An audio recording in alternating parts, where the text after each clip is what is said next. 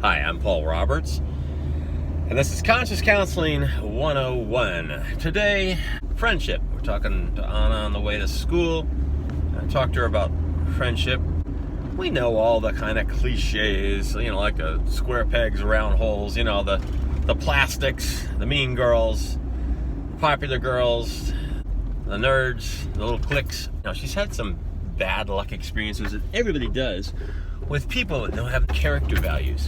People that you think are going to be friends because they're fun, they're popular, and then all of a sudden they're not there, or they do something that you realize they're not a friend, and there's nothing to cultivate there. You think, well, why is this? They're fun, they're popular, they're everything that you'd want in a friend. Yeah, they do have those things, and they do attract. But I told her, here's what you should do. You ever notice how you have had these friends in the past, you've enjoyed being with them and everything, but they're not there now? She has to go after school, in between activities, before she goes to later school activities, over to the city. She has people that she can rely on to hang out with, to walk over there with, to spend time with. And I said, what do those people have in common that are around when you need them? What do they have in common? They're loyal. They're there for you. And you should be glad they are, because, it's the area we live in here, even though it's a really nice town, it's a dangerous place. We got here a couple years ago, somebody was abducted from our mall at gunpoint, taken all the way to Pasadena. And within the last decade, somebody had to escape a captor right next to where we used to live, up at the top of the mountain. And they had to jump out of the car and crawl down the hill and just try to survive. I think it was a success story. I think they did. But one of the things with our child and our children, even my boy too, even though we lived in a seemingly gated, secure neighborhood, we don't let them run around. But back to friends. Why can she count on? What is it with these friends that she has that she can count on that make them different? I talked to her at first when she was developing these friendships, and she used what I thought were derogatory terms to describe them. Things that the qualities didn't sound good. Like, instead of being bubbly and fun and all this great stuff, it's like, well, this person has this problem, or this person has this problem, or I have to put up with this, or whatever. You know what? A lot of people probably have problems. Even those friends you thought were good have problems and character flaws. They're not there, are they? You can't count on them.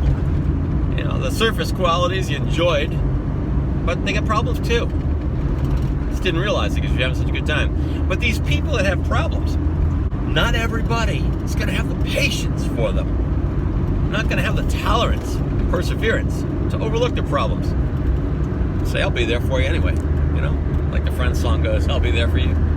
Those people, you've got to realize, are having their problems rebuffed by others on a regular basis, even it might be in their face or maybe in a subconscious level. When you come along, if you're tolerant and you're a good friend, you come along and you react differently to them than others. You're more tolerant, you're more understanding, you're there for them. They recognize that, whether they know they do or not, and they reciprocate by being there for you.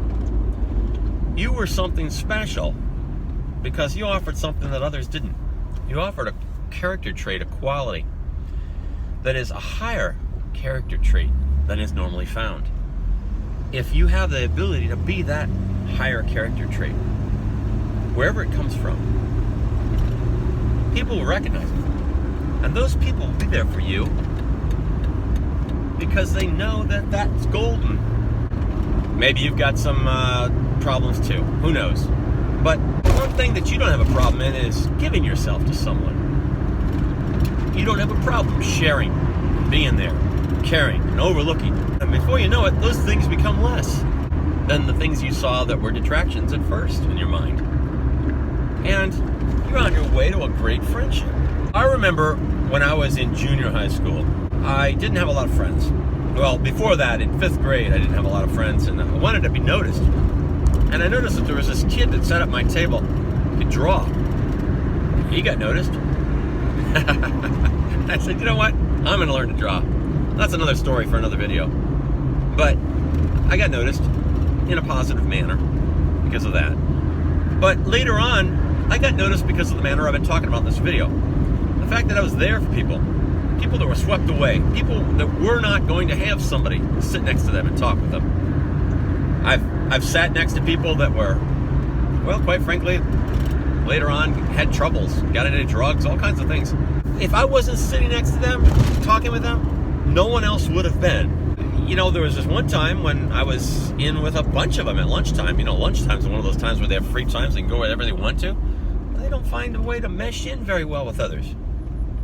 I spent a little bit of time in the home ec room with the pool of people that would gather in there because there was a room that was open to people. Some people let their rooms be open. And the collection of people that I found in that room, quite interesting to this day. You had a really beautiful girl, and a lot of times beautiful girls, especially from problem families, are really shy. They get a lot of attention, don't know how to react to it. They put up some kind of shelter around themselves sometimes. Well, she didn't need the shelter. She got away into that quiet room so nobody would bother her. Oh, I'm there, giving her the same attention. All of a sudden, she likes me. Well, you wouldn't find that any other way, other than here I am. You know, everybody in school knew who I was, and I was humble, but I was skillful, and she knew who I was, and so she liked me. Goes, what are you doing spending time with me? You're not judging me. You're not condemning me. You're just spending time with me. That's another story, another video. But then there were other people there. One of them was gay, and at that time you didn't come out, and nobody knew it. Nobody at that time. I didn't even know what gay was. Maybe some of the effeminate qualities were there. You know those things. Over time, as an artist, or if you're in the industry of like film, television, Broadway, shows like that, you find them more because they like to find ways to fit into places that other people don't have categories for them when they fit in quite as well. They gravitate towards things where they can be something a little different and get rewarded for it rather than condemned. Well, he was there, and I enjoyed his company. We had a lot of fun, and I didn't even know, like I said, I didn't even know what gay was. Not that if I did know, it would have mattered, but he was glad to be in that little circle. I brought my other friend in there. He was very heavy. I had a lot of heavy friends. A lot of people didn't want heavy friends. They bog them down. Well, they didn't bog me down too much at that time in my life. Yeah. You couldn't do as many sports and activities like that with them. He did like to play football. He even was on the football team, the junior varsity team in that school. And for a while, we did do things. Now we can't do anything because he can't walk. He's just gotten heavier and heavier and heavier. I had a lifelong friend. But a lot of those friends I've lost. And it was due to life circumstances. When you're that young and you can't drive, you get separated. And your jurisdiction of where your school is different than everybody else's jurisdiction of where school is. All of a sudden, you go to a different school than them. You can't see them on a regular basis. And at that age, you're going to lose them. You're going to lose them because you could use the phone, but we didn't have the ways people communicate now on social media and stuff like that. And the bonds that weren't really built on anything other than the fact you were willing to share with that person get broken. I could have cultivated it. I could have worked on it more. But they moved on, I moved on. And some of the friends came over to my school. Just a few. Almost all of them. As the case is, my wife's school, which we called the rival school in that town because our football teams would play. And theirs was considered to be better. But when I was in high school, we won 2 out of the 3 years. So that was a good spirited time to be in high school. People don't care about football games anymore. Oh, it's terrible. It's terrible. Now they got these fragmented societies, these social media things, and you build your friendships in other ways. But you know what? You still have this one-on-one. It's great when you have a one-on-one relationship with someone, especially when you're in an environment you'd rather not be in, but you have to be in, and you can count on somebody. Those friendships can really build, and they're really worthwhile. But again, back to why you have somebody you can count on. Because you're loyal. You have good character. You have good values. And you accept this other person for everything they are, even if they need a leg up, a helping hand, or they have some broken qualities. This makes you, that's your genuine quality. This makes you valuable to them. And then in turn, ta-da, they can become very valuable to you. And that's a gem. That's a wonderful thing. My daughter has that going on, and I'm thrilled for her. She's cultivating better, longer term, higher quality relationships. When you meet their parents and you talk about these things, they understand them. It's great to hear. She doesn't talk about their inadequacies anymore. I was kind of hard on her when she first talked about them. I think maybe she doesn't talk about them, or maybe she's getting used to them. I don't know. There you have it. She's got something good. She can count on them to walk with her to the village, hang out after school, make sure they're in groups. She can count on them. She needs a ride home. If there's something wrong, we give them a ride home. Things like that.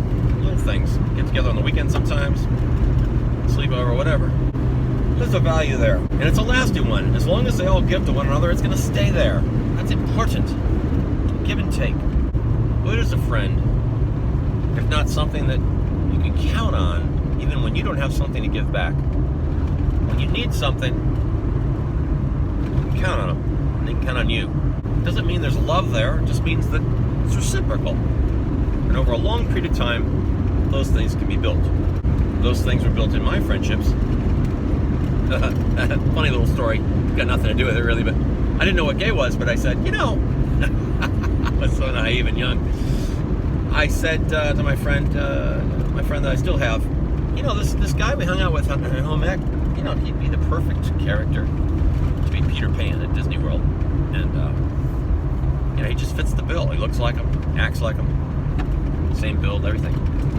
And it was so funny, just a funny little story. We were watching the Main Street Parade at Disney World because we lived in Sarasota, so that was pretty close to Orlando, and we went to Disney World often. And guess who was there leading the parade as Peter Pan? My friend.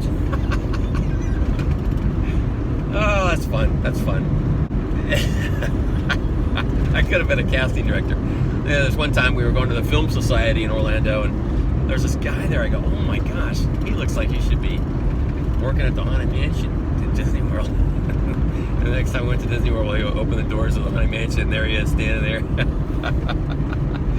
Fun. He wasn't a friend, but he just an observation. And I had another friend who was gay, and he was a close friend. And I tried to see him over time, and I couldn't relate. And I tried to as hard as I could. But I came up with less subjects to talk about. And eventually, we just stopped getting together. Sad. I'd still like to talk to him today. I don't know what I talked to him about. It's almost like a wedge driven in there. I remember there was, when I got to college, there were a gay roommate and another friend the second year. They got together, and I spent a few days with them before the school started that second year, and I wanted to be their friend. But they couldn't fit me in. They couldn't figure out how I would go with their social groups. Even though I wasn't judgmental, they couldn't figure it out. So, sometimes even when you extend yourself, they're not going to be there for you. It's just the way it is in life. I think your ability to extend yourself is an important trait for a heightened conscious. You're being aware of it. You're being willing to do it. Gravitates people towards you. My wife says, how come you always get all these obsessive, compulsive, narcissistic, problematic people that have all kinds of problems in their life? How come they gravitate around you and they suck you down sometimes and things like this? I go, it's because I have so much love and tolerance. They gravitate towards me because I can't gravitate towards anybody else of any substance. They gravitate towards me, and I have a collection pool of them at any time. There was a museum of tolerance that I went to with my son in downtown LA, and I loved it because you get there and there's these two doors, and they go, who thinks they're capable of walking through this door? They have ultimate tolerance and love of their fellow man, and no racist qualities or negatives at all. And I go, I was kind of shy, but I go, I'd like to walk through that door. And before I had a chance to say anything, they go, you can't walk through this door. It's nailed shut. You can't get in there. I thought that was poor of them. I'd like to see people say, yeah, I'd like to. And then, maybe be challenged. Maybe there's things they can still work out. Go to a higher conscious level, higher place in their life. But you couldn't get through there. And that irked me. It irked me because the mentality of people was such that they believed you could never rise to that level. And I just felt like, I would have liked to have lived in a world where people did think that people could rise to a higher level. But think about it on yourself, folks. Rise to that higher level regardless. I hope you got something out of this friendship talk. Paul Roberts, Conscious Counseling 101.